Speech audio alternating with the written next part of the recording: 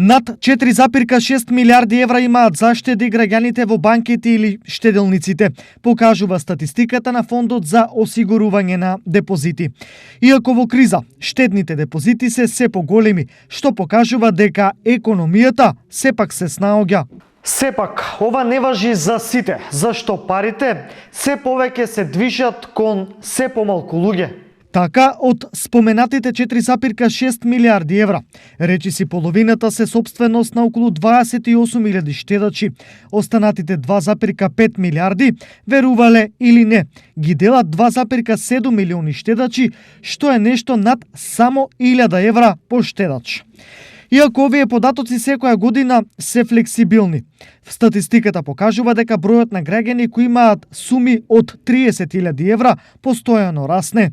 За само една година тој број е зголемен за речиси 2500 граѓани кои на различни начини дошле до заштедите од 30.000 евра.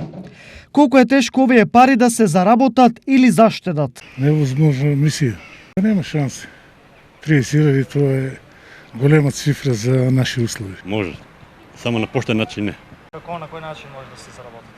Со криминал. Вјерувам, зависи с чим се занимаваш. Ако се занимаваш криминалом, оним многу лако е. Без оглед на ова мислење, се повеќе граѓани и ја надфрлаат сумата од 30.000 евра. Во последниот квартал од лани, тие на своите конта додале нови 150 милиони евра. Доколку оваа сума од речиси 2,5 милиарди евра се подели на 28.000 лица, тогаш просекот на нивни заштеди е спокојни за живот 88.000 евра.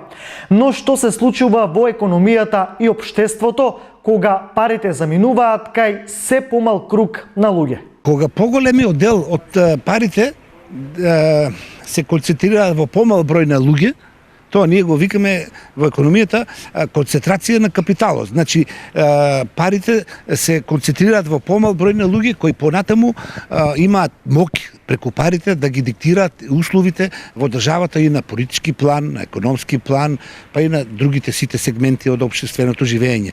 Но овој дисбаланс не завршува тука, зашто штедењето во банките до таа сума е поради гаранцијата на државата на сумата до 30.000 евра, што значи проблемот е уште поголем доколку социјално-економската слика се гледа од овој аспект.